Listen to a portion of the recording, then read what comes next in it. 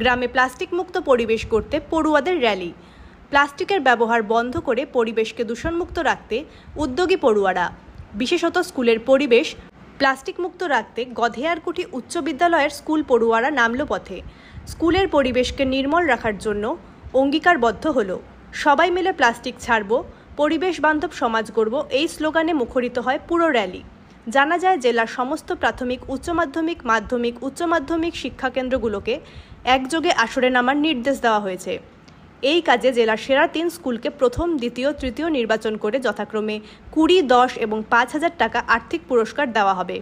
শিক্ষা দপ্তর স্কুলগুলোকে 2 পর্যায়ে প্লাস্টিক আবর্জনা সংগ্রহ করার নির্দেশ দেওয়া হয়েছে। 1, বাড়ি থেকে স্কুলে আসার পথে পড়ুয়ারা প্লাস্টিক আবর্জনা কুড়িয়ে সংগ্রহ করে নিয়ে আসবে। 2, স্কুল এবং স্কুল লাগোয়া এলাকাতেও যত্রতত্র পড়ে থাকা প্লাস্টিক আবর্জনা সামগ্রী সংগ্রহ করা হবে।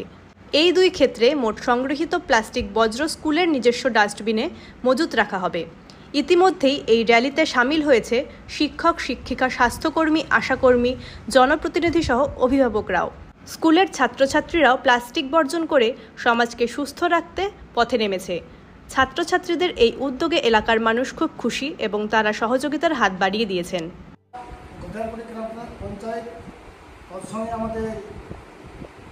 গধেয়ারকুঠি উচ্চ বিদ্যালয়, তার সঙ্গে আমাদের যে স্টুডেন্ট রয়েছেন, মাস্টার রয়েছেন, আমাদের অঙ্গনারী, আশাকর্মী, হেলথ, ভিআইপি, ভিসিডি, আমাদের অফিস স্টাফ, সবাই আমরা মিলে আজকে আমরা এই পশ্চিমবাংলা তথা ভারতবর্ষকে প্লাস্টিক মুক্ত করার জন্য আমরা পথে নেমেছি।